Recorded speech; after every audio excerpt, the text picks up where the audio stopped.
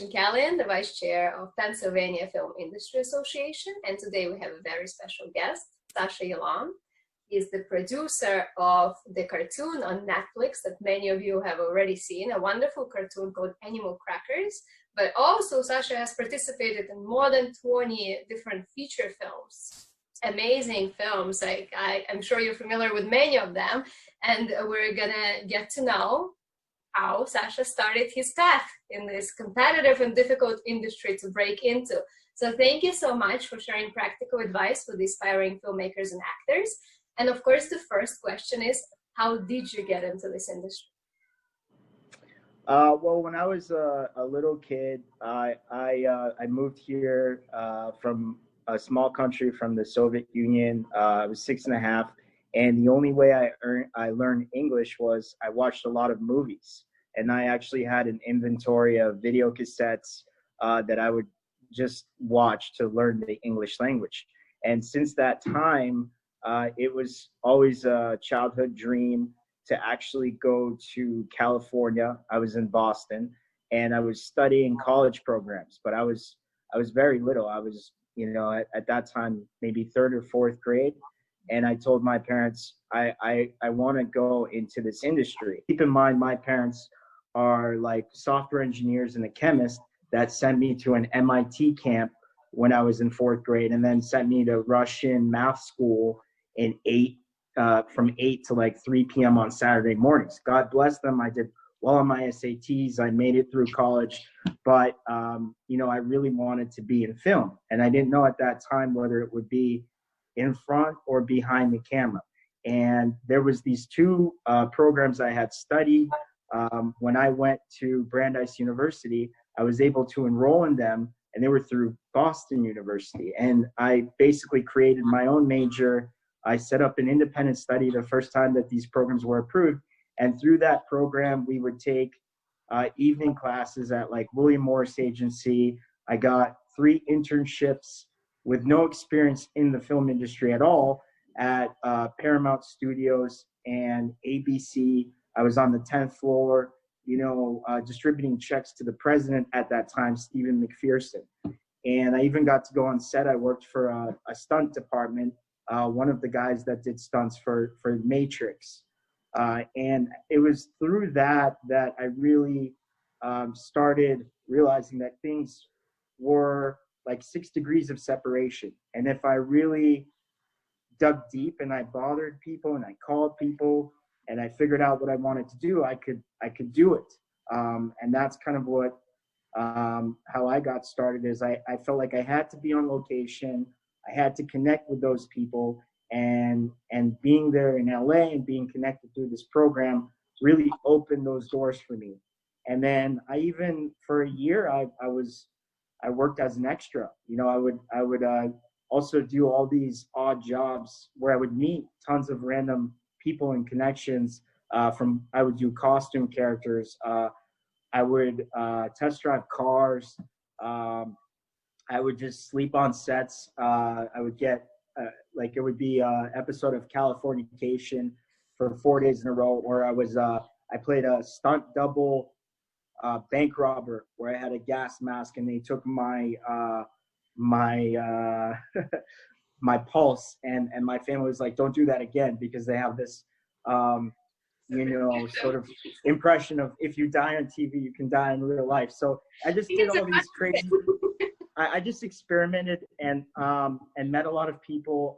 But I think going through that academic program really opened up a lot of doors, and they were just truly very connected to the entertainment industry, and they gave me a lot of hands-on experience to be able to access that and be there.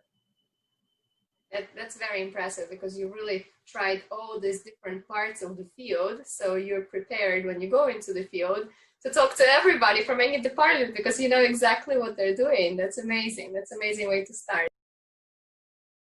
Now, producing, that's something where you feel like there's a bridge in between starting out and producing, because of course the big money is involved. So how do you get from going, trying, meeting people, extra, you know, going from extra to producing a 20 million budget film, that's a huge jump.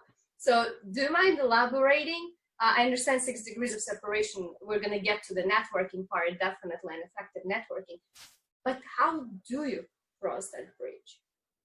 So I initially started in short films that were self-funded by a lot of individuals, and I went back to film school. So around 2008, my family and I, we had a serious discussion. They said, you can't really do it. You can't be serious about this extra work.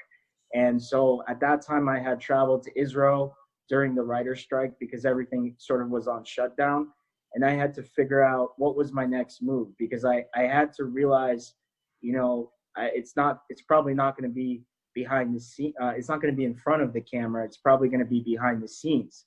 And I wanted to show my family that I was really serious. So I researched this program, and it was the first year that there was a master's program held by the New York Film Academy in the back lot of Universal Studios. And so at that time I had applied, I got a scholarship, and it was a MFA program in producing. And it was 1.5 years versus 3 years. It was sort of a fast track program. And it was the first time that I would have sort of that hands-on experience of, when I was at Brandeis, it was more film theory. And I was still basically flirting with, what did I really want to do? Was it in front of the camera or behind the camera? And that sort of solidified me that to really be in a position of power, or to do what I really wanted to do in making movies and have a bigger control, or build, was producing. And I learned what producing is, and it was more than just making connections. The producer, it does all the logistics. He gives you all the tools to create the world, the creative world that you're trying to make. So I learned budgeting, I learned scheduling, I learned how to secure locations, how to do permits, how to fundraise. At that time, Kickstarter and all those programs had started becoming popular. And so while I was at film school, I got to experiment with making a short film, making a music video, making commercials. And these were all student projects at that time. But I knew that the big venture for me, I had also tried TV, but was really feature films. That's what I was aiming towards. And so when I finished film school, it was about 2010. I went to a startup event for iPhone apps, and I'm not quite sure what took me there on the technology path, but I took a name tag and I wrote producer, and I met someone who wrote screenwriter on their name tag, and that person happened to have come back from Sundance recently. They had been nominated for a grand jury award, and they looked at producer and they said, are you a real producer? And I said, well, what does that mean? Real producer? It's like, what have you done? And at that time, my resume wasn't really built up. I had just come off of film school. So while I had a couple of shorts, which I thought were a big, accomplishment, they were a bigger accomplishment in my eyes than anybody else's, just something that I could prove to myself. And so I told him, look, I want to prove myself.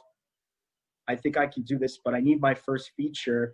And I was just taking sort of baby steps to learn as I was getting there. And so he said, well, my partner and I were looking for a real producer. He's looking to direct his first feature film. He comes from the world of locations. He works on A-list films with Christopher Nolan. He did the locations on Inception, on Eagle Eye, on all these bigger movies. But now he wants to transition to directing, and he wants to make a $50,000 film. And I looked at him and I'm like, I was very confused, because I had made some shorts and they were $10,000, $20,000, and $50,000 just seemed very, very little for me to consider making a full feature film. And he wasn't kidding. You know, the next day we sat down with his partner at Lulu's Cafe, and we were talking about this film, and they wanted me to build a budget and close his investors for $25,000 to $50,000. And I had never, you know, in my life had closed investors before, and you know, I somehow sold his first investors on, you know, I helped facilitate them closing their first capital, and it was like $25,000. And we went into this micro budget feature. All said and done, I think it was about 115 in cash, 500,000 deferred. But we had over 45 locations. We had an 18-day shoot, and I was sitting in a high-rise in downtown Los Angeles where, you know, they gave me an office to work out of, and we were just listing ads to hire people. And most of the people that we were hiring, we were learning with. So they were all up and comings. You know, I had even brought in, I don't want to disclose names, but we paid them almost peanuts, you know, basically nothing. It was deferred salaries. And in that film, we actually shot 2 weeks, and then on the second week, we were almost forced to shut down because we ran out of money. And so at that time, I was sort of associate line producer, and I wanted to become a full-fledged producer, which I never became. But I said, if I put up money into this, and at that time, you know, I had been getting help from my family, they asked me for a check of $5,000. And I said, if I put up $5,000, how are we going to ever finish this film? Because $5,000 doesn't get you there. But when I committed to that, that quickly turned around into another $50,000 because I put in 5, someone put in 5, someone put in 10, the screenwriter's mom put another 15, and quickly overnight we doubled that. So we were raising as we were shooting. And I learned a lot from that set that we kind of persevered without money. We had been raising money and bringing investors to our set. And when people come together like that in that sort of concentrated setting, it's almost like the medium sort of seduces you and it's driving you. And we didn't want to give up. We wanted to make it. We were so passionate about making this movie. And this movie was about magic jeans that produce $100 bills on the hour every hour. It's about a guy that, you know, falls down on his luck. He loses everything. His ribs are broken and he has nothing to live for. And a homeless person drops these jeans on his lap. And it's sort of like a fantasy urban story similar to True Romance. And it's called Benjamin Troubles. And that came out, you know, a couple of years ago, but it was written by this Sundance nominated screenwriter, Lee Ross. And that was my first sort of shot in the field. And it was boot camp for me because I learned everything without having the money to be able to do it, to pull money out of the hat, but to make something out of nothing, almost practically, on a movie that had this many elements involved in it. And then from that, I even went on to invest even in more films, very little. I mean, that was my contribution, where I had helped close a small piece, but not actually bring the investor. I brought some money into that. And then there was another film after that had raised almost $100,000 on a Kickstarter campaign. And it was one of the highest raising movies on Kickstarter at that time. I think Zach Braff had eventually topped it off, but it was a Malcolm McDowell film that was called Bereaved that recently got sold to MGM, you know, years later. But I put in the last little piece that sort of brought it to the top to 100,000. So in a way, like I had put these little things in and worked really hard at them and put in sweat equity in terms of I hadn't been getting paid. It was sort of like a hobby for me to break in and to show myself, and that would buy me a ticket into showing, look what I'm capable of. These micro budget films that would eventually put me in a circle of producing my own films. And when I was making these films, what I realized is I really needed star power, because if I didn't have star power, I was looking at a competition of breaking out these types of films would be near impossible, because for a film to really succeed in the market with unknown names is very difficult to do. So I started traveling to different film markets. I went to Cannes, I went to Sundance.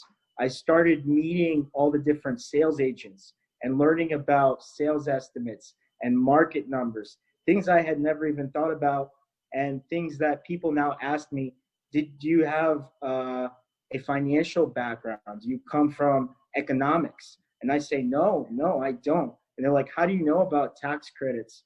How do you know about what this star is worth? How do you know all this stuff? And I had to tell them, look, I've had conversations with nearly every sales agent. I've approached them and I've asked them, and I've nagged them, and I've asked, how much is this star worth? What is this guy worth? What will he get me? And when I did that, and I went to those markets, I started receiving packages, and I would go out and try to fundraise for some of them if I felt like they were a financially feasible piece of property, if I felt like I could sell them based off of a name or a distributor. And so one of the bigger projects that I had closed that sort of was my ticket to a bigger film was an Ethan Hawke film that premiered at Sundance in 2015. And in that film, we had closed about a $500,000 investor. And I knew that that was closable because there was an Oscar-nominated director. There's a very strong cast. I liked the film overall. And I had developed this network of people that were looking to do the same thing that I was doing. So having sort of transitioned as a line producer in these micro-budget films and building something out of nothing, investing these little micro portions to buy my ticket in, I would then travel and feed off of a lot of knowledge from these sales and distributors. And to where I am now, I combine those two things, building, with each project that I get involved with. And now where I'm I combine my knowledge as a line producer and an executive producer to actually produce now, to where now I'm doing the whole 9 yards. Now that I know what the stars are worth, I know that I have access to the sales agents, and I can build these budgets. I can do both now. I can construct the package, but I can also build the finance plan around it. And it took years.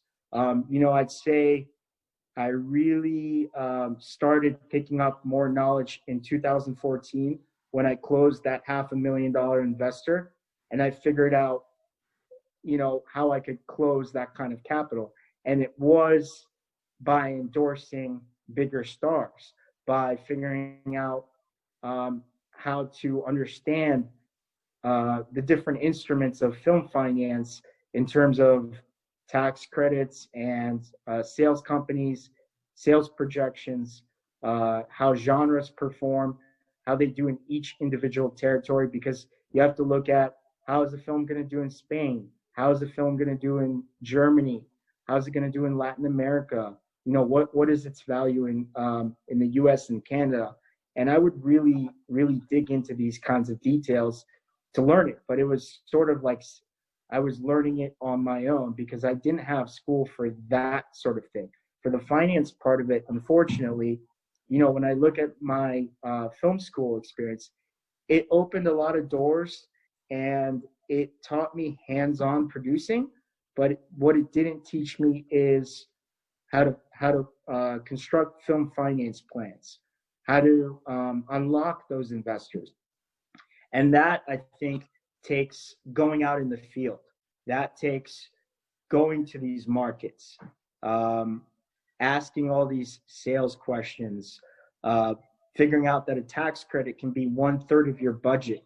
So if you go to a specific state and you create an abundance of jobs, that state is going to refund you a certain amount because you've created a workplace now that the state benefits from. And so it's those things that I had to learn on my own, and figure out. But it took years to do, more than a decade of being in Los Angeles. Do you believe that it's worth it to go through film school, or should you just jump right away into the field and gain all that knowledge that you've gained in the field by just working all the different jobs on different sets? It's a hard question because as far as college goes, or undergrad, which isn't film school, I guess that's really important. You can't bypass that. So I wouldn't trade the Boston University program for anything in the world, because that got me started in the first place. But film school, I think what I took, the MFA in producing, is if you want to hands-on produce, it's 100% recommended. Most people say you don't need it, you don't need that. But if you want to just, let's say, executive produce or learn financing, that stuff, you really have to travel and get out in the field and make connections, because film school is not going to teach you that. The entrepreneurial side, film school is not going to teach you that. You have to go out and do that on your own. But what film school does teach you is, if you eventually want to produce, it enables you to have the knowledge of what producing actually is. Like, how do you take a script and then legally protect yourself, make sure that there's a clean chain of title, and clear all the attachments that need to be put together in order to make it, build out all the logistics of it, put together a budget, put together a schedule, insurance, permits, basically figure out what the nuts and bolts of filmmaking. And for me, in the very first feature that I was involved with, also as an investor, if I didn't have film school, I would know point A to point B. I wouldn't know what I was doing. I wouldn't know what producing is or was. I think I'd be all over the place. So in that sense, I think film school came very helpful to me, because I had sort of a practice that before I got there, I knew how to do certain things. And some of those things, I knew how to do them better than, of course we were dealing with up and comings, but surprisingly, film school had made me efficient to know how to do some of those things without making as many mistakes, or sort of, I guess, just having a bigger picture and understanding it. But if it's mostly film finance, or other things outside of hands-on producing, then probably not film school. Then you probably, if you want to become a sales agent or anything like that, you've got to actually go out to the markets. If you want to become a financier, you've got to go out and meet the financiers, connect with the sales agent, and all that. But hands-on producing, I think it can't be bad. It can't help. It can't not help. As long as you're willing to challenge yourself, go after it, and don't take no. Because I also, many times I had gotten into it with faculty. I wanted to close the gate at LAX, and no one had closed the gate at LAX in my school. And so they were all saying, no, we've done Burbank, but this is going to require a $2 million policy. And I wasn't giving up on it. And they saw I wasn't giving up on it. And so they closed the gate. They gave me the gate, and we shot a nice scene there. Granted, I think for all that work that we did, I thought about it later. And sometimes producers do a lot of work, and you're like, that's it? That's what you did all that, for that one scene?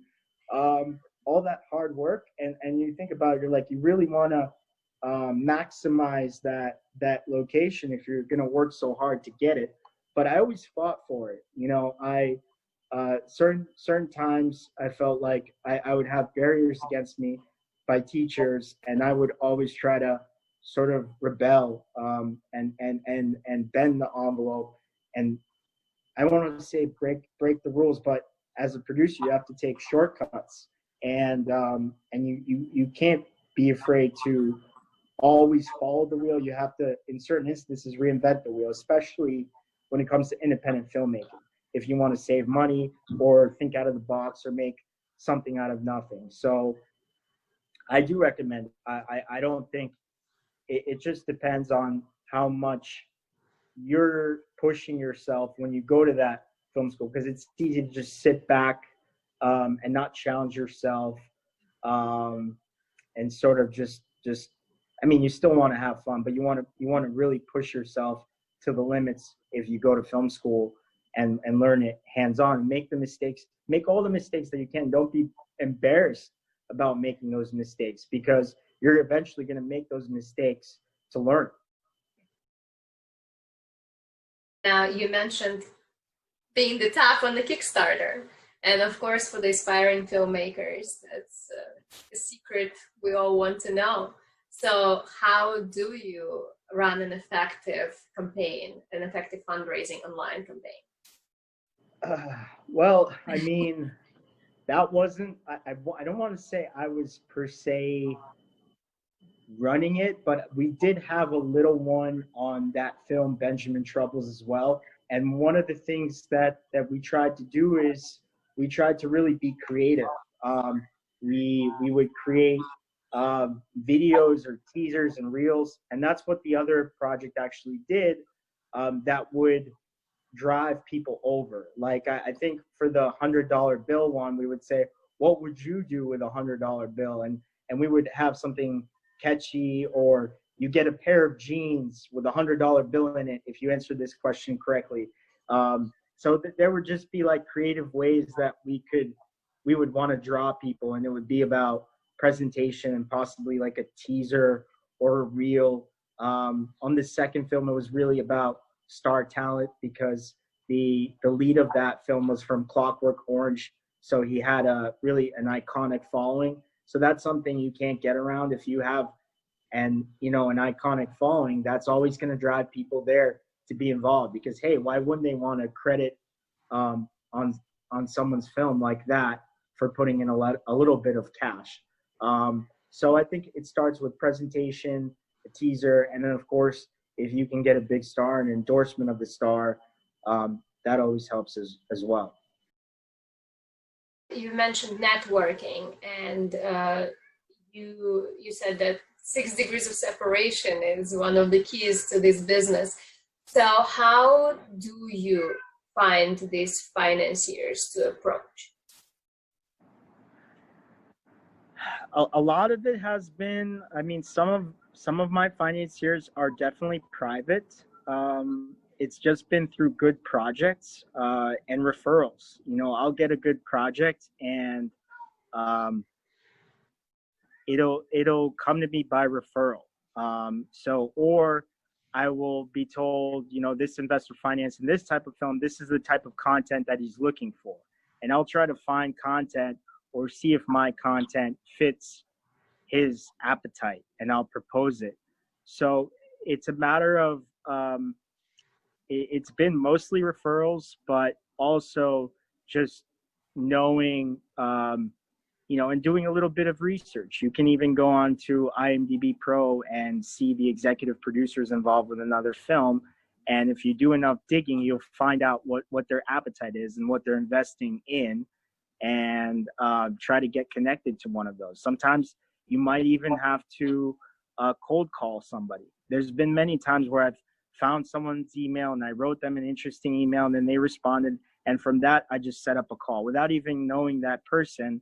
I told them exactly the project that I had in mind, how I wanted them involved, if they had any ideas. We connected, then they connected us to somebody else, and from that we built. So it could be, if it's not, through referrals, it could be just through research. Using a portal like IMDb Pro can be very powerful. Making some cold calls, and really presenting what you have in mind. Of course, you have to have a sound plan in mind. I don't suggest everybody does that. You have to know what you're going after. But what is the secret to attracting financiers? I think a lot of it is, well, it's when I sit down to talk to a money person, I really have to explain to them how film finance works, because it's a whole nother world. And while we may speak the same language on the economy or the finance side, let's say they're in the stock market, I have to explain to them like um, like film for dummies. I have to be like, okay, it's like a stock. So like Brad Pitt is like Google or something like that, and I have to sell them and say that's how much it's worth here and here and here. Yeah, so you have to explain it in layman's terms, and that investor will quickly know if you know what you're talking about or if you don't know what you're talking about. If they're a very film savvy investor, I mean, those are the people that you want to really learn from. The only way you can learn from them is by looking at a lot of different finance plans. You have to look at them and find out everything, every little cost that goes into them, because there's things like CAMA, the collections agent, the fees involved with all the collection agent, the residual reserves between all the different unions, SAG, WGA, DGA, all the different unions collect residuals. You have to know the sales commission and the sales marketing fee that your distributors are charging, that all sit ahead of the waterfall. You have to know what the interest is, what the standard interest is, 20%. There's just a lot. It comes from receiving many packages and breaking down many finance plans and sort of understanding them from point A to point B, and every little cost that's in there before they recoup their money. Because you can ask somebody to invest $350,000 first out on a film. What does that mean? Is it really $350,000? And some investors may think, yes, that's it. But no, before their $350,000, there's 1% in collection fees. There might be 9% in residual reserves. There might be a sales fee and a sales commission. And so right there you have almost 10% right before them of gross profits that has to come out, maybe 100,000 in marketing fees and another 15%. So it's like adding corporate and individual tax. It's like adding another 20 or 40% before they recoup their $350,000. So right there, before they recoup their $350,000, the film might have to make like $550,000. They're like, oh wow, I didn't sign up for this, but they're gonna see it. If they're a savvy investor, they're gonna see the whole waterfall, and that's how much the film actually has to recoup for them to make that $350,000 back. Mm-hmm. And what are some of the questions that investors may ask so that filmmakers who are preparing to go to them can go over already, to be ready for that meeting?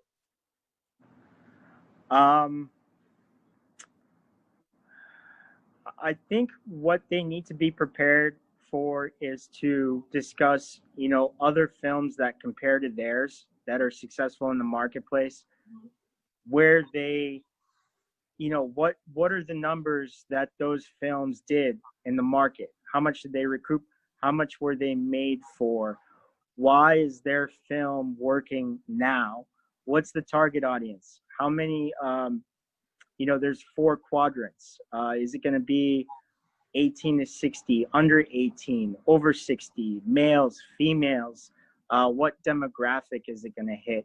How do they intend to release the movie? Where do they intend to release the movie? Why those places? Is it a streamer, a theatrical? Are they getting a tax credit? 30% of the budget coming back? Why do they need this amount of money to make this movie? Why not this amount of money?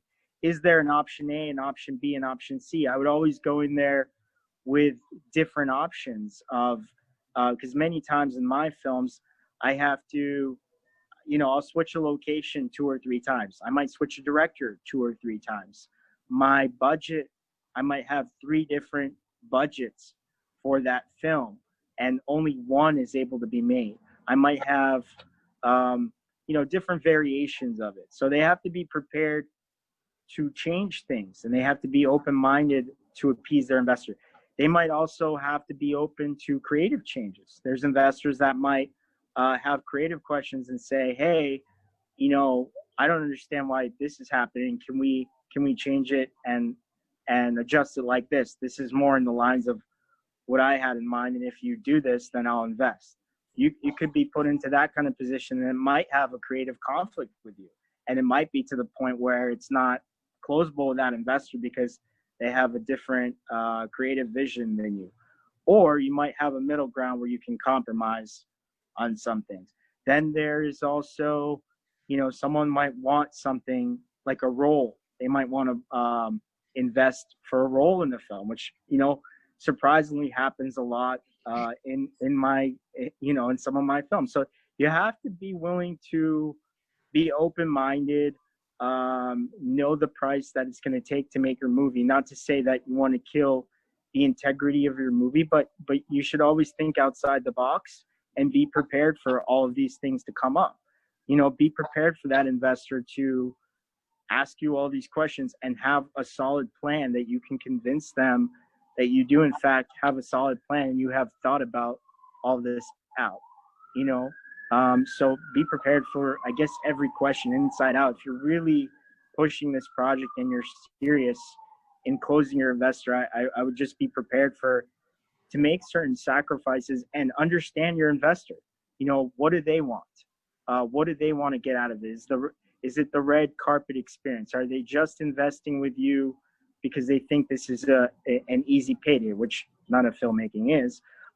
Is it that they love the story or the message of the story? Is there other things that they stand to gain from this? Are they trying to build a career as an executive producer or financier with this film? So those things you have to also understand who you're pitching to. Your target definitely matters in how you're going to serve to them. Mm-hmm. Are you open to emails from, you said that that's the way to contact people. So you personally would be open to aspiring filmmakers sending you a suggestion for either already started production or a script, and would you be open to the filmmakers doing that with you? Sure. Yeah. I mean, I've always found very talented filmmakers that are just starting out, and I can tell who's talented, or I can always point them to somebody that is also in the same phase where I think they could be compatible and work off of each other and sort of build off of each other. Because for me, I'm at a point where I don't want to be the most experienced person in the room. I want everybody else to be more experienced than me, because if I'm the most experienced person in the room, then we're in trouble. I need to be able to learn myself and feed off of that other person. So what I could do is then connect them to that other person, and they would build off of each other, because it's very important to have partners. I mean, producing is so hard, so you can't do it all by yourself. And that was one of the things that I went through, is a lot of times I'm kind of like the lone wolf. I have to rely on myself and get myself through, and I have multiple different partners in different groups. But if you do have partners that you can sort of learn from, that always helps to feed off of each other and keep pushing. What is the proper format for those aspiring filmmakers to email someone of your level the proposal? What would be the things you would want to see in order to see it as a professional proposition, whether you will consider it or not, but just what would be the right way to go about it? I would just go into it like, hey, I'm this, I'm aspiring to be this. This is what I have in mind. I checked out your work. I'm a fan of your work. Can you lead me in the right direction of this and this project? Or, I would really try to tie it in with how or why they're related. It shouldn't be a generic email. I always like emails where you're somehow connected. Like, I'm a, a Brandeis alumni, and this and this and this, some kind of tie-in.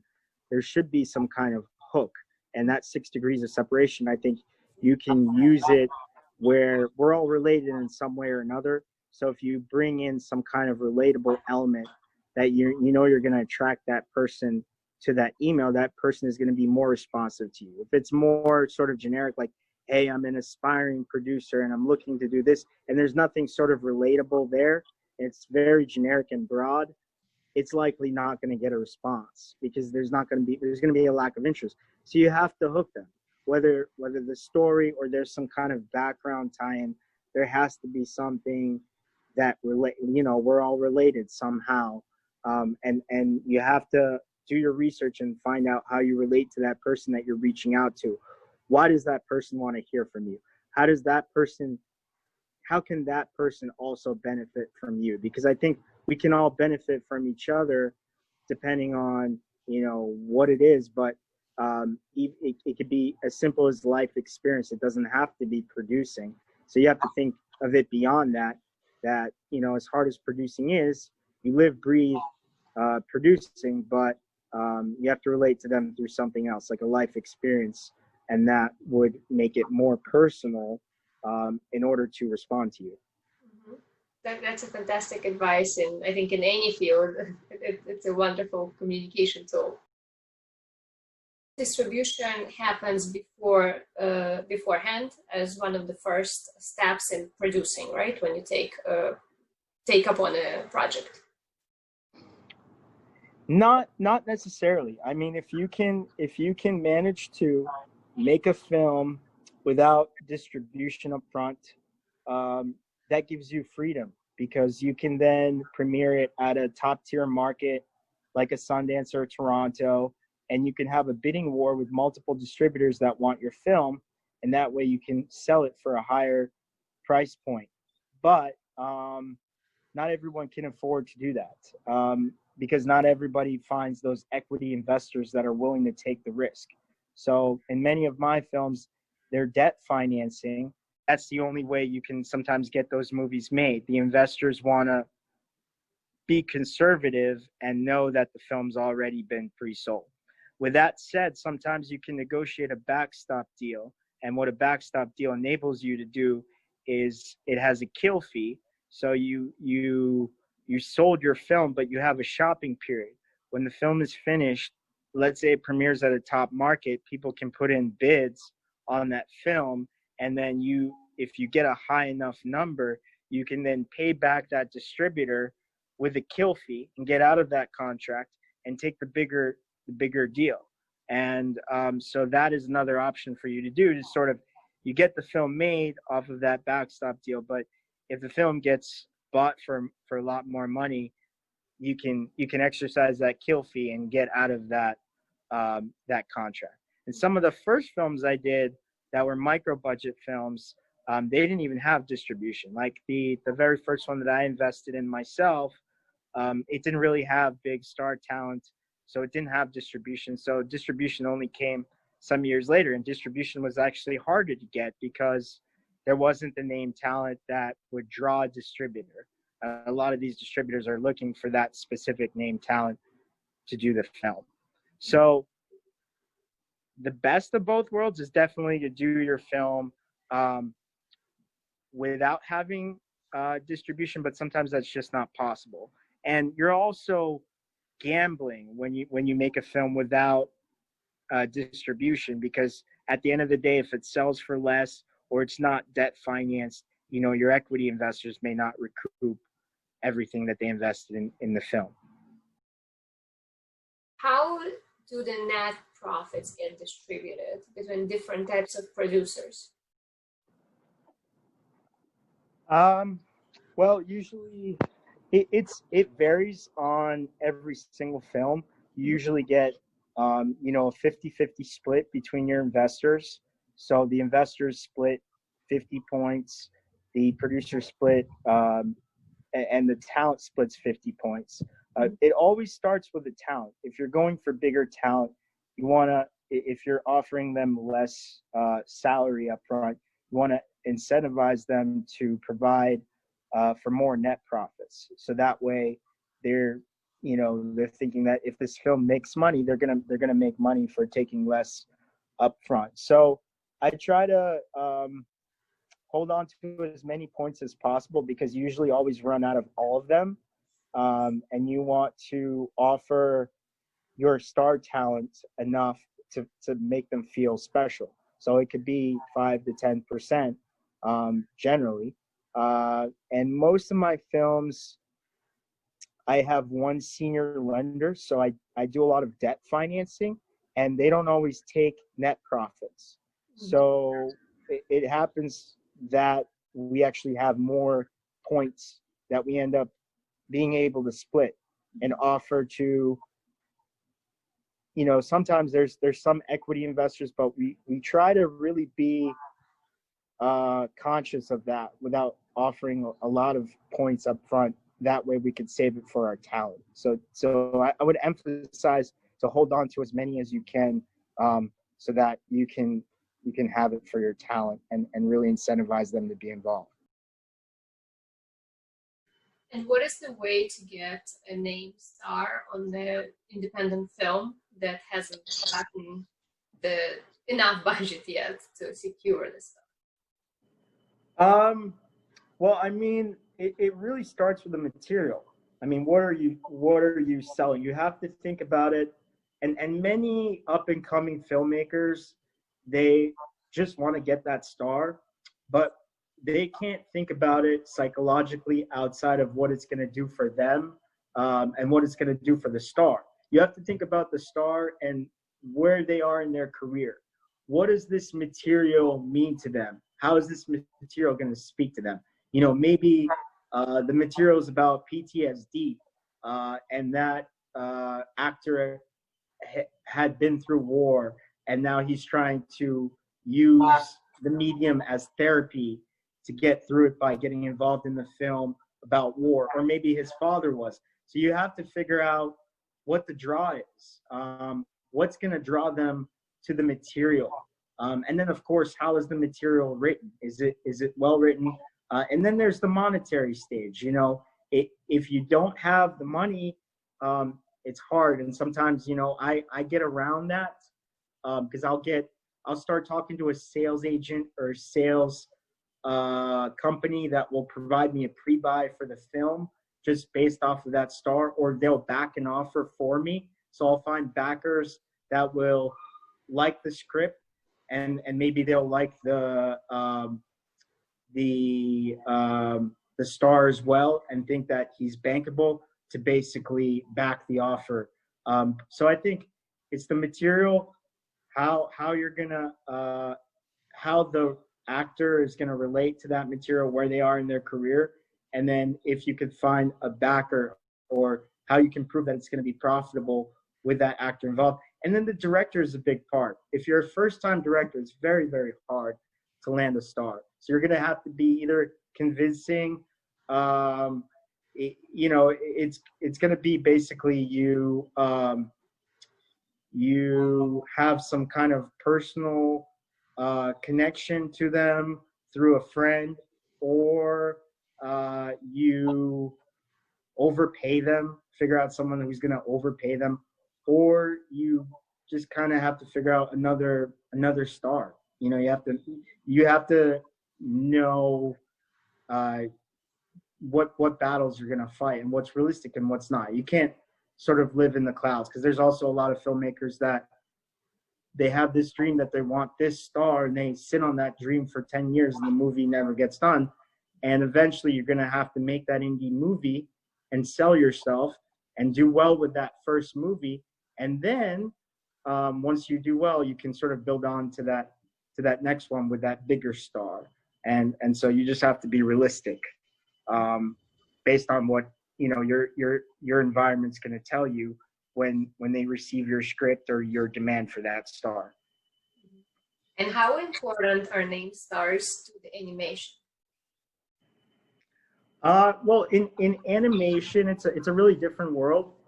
They're generally going to be a fraction of what you typically pay a star, and for many reasons, because they're you could do animation anywhere. I mean, during COVID, it's probably the best medium that you could do, because they could be in a studio. You could leave a studio open. They could go in and record, their voice. They could be one person recording their voice and them inside of a studio. So really it takes two people.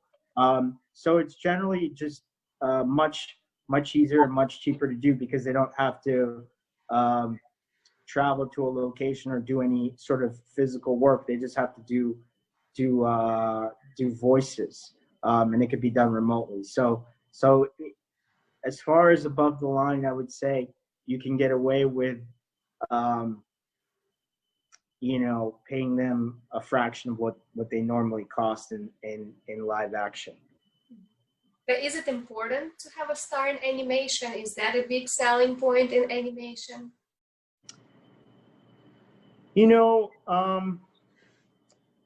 Yes and no. On Animal Crackers, it definitely helped us get, by the way, that animation was turned down by Netflix by 12 executives before one eventually said yes. Wow. And it was really difficult, and it had been with multiple distributors. So yes, it helps in terms of what they're going to buy the animation for, because it definitely increases the market numbers. Like, there is a New Zealand animation that I saw recently, and for some reason, the stars are just not big enough, but I think the animation is close to as good, maybe not as good, but it's still great quality, and it can't come anywhere close to the price number that that an Animal Crackers would come across. So yes, unfortunately, I would say that name talent still does help. It still does definitely increase your sales projections on the film. And sales projections. Sometimes it's a fantastic director, name talent, and the script seems very promising, but it just doesn't go far. And sometimes people think, it's not name actors, but after this film that becomes an award-winning film, they all become name actors. How do you predict that? It's really, really hard. I mean, look, sometimes a film it's unpredictable that it's going to break out and really perform, and then it's a hit. And then sometimes there's a film that is the opposite of that. You think it's a no-brainer that it's going to do that well, and then it doesn't go anywhere. And I think the reason for that is a lot of it is timing, and then how lucky it gets, and which distributor picks it up, and which distributor has the appetite for that type of film at that time. Like, for example, I'll give you an example. Recently, a film of mine that doubled, almost quadrupled in budget, which I was afraid was not going to make it anywhere, has been top of the VOD charts in 3 different platforms. That's Fandango, Apple iTunes. It's in the top 3, and I did not see that happening. The film had delayed its release, and it's a movie called The Vanished, and I'm sure it's doing spectacular for the fact that that's over 70 million subscribers. And I think the reason it got lucky right now and it's doing that well is because there's not as much competition in terms of films coming out, and there are really not many theatricals besides 2 other that are playing out there. And so of course it's gonna break and it's gonna hit, and it also has sort of a message that is relevant to now behind it, which I don't want to spoil, but I think it's timing.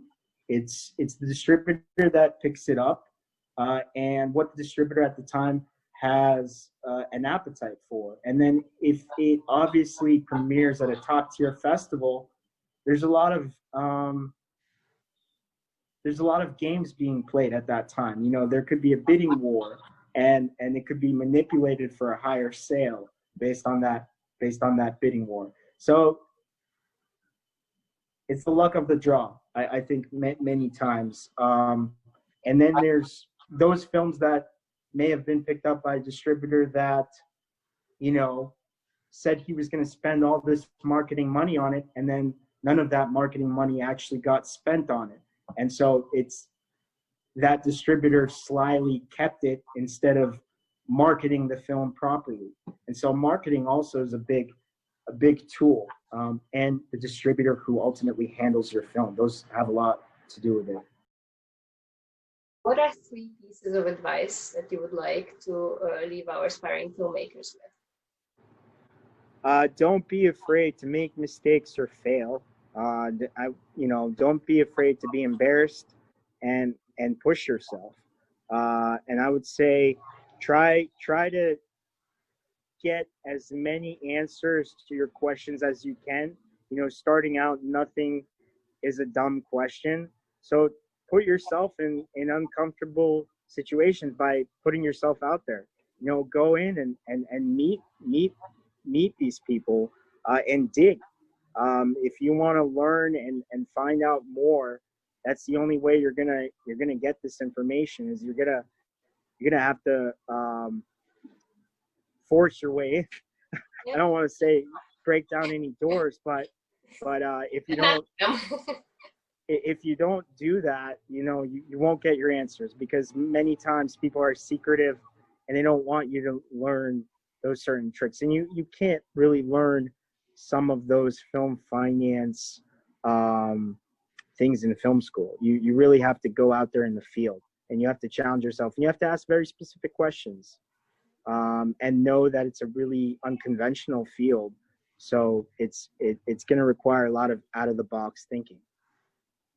Thank you. Fantastic advice. And to end this interview, who would you like to nominate to send the elevator back down and to help aspiring filmmakers turn their dreams into their full-time jobs? I would like to nominate DJ Dodd. DJ is based in Philadelphia. DJ's done 4 to 5 films with me, including the Sundance film that I mentioned to you guys. He's based where you are, and I actually told him about you.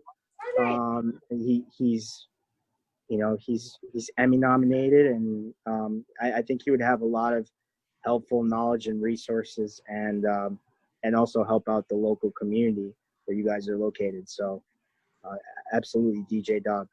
That's a fantastic nomination. I look forward to reaching out to him. Thank you so much, Sasha. This was immensely helpful, and there was so much invaluable advice, and I hope everybody was taking notes. If not, rewind and listen to it again. Again, thank you for sending the elevator back down and helping aspiring actors and filmmakers to make their dreams come true in this competitive industry. Thank you very much, Sasha. Thanks for having me.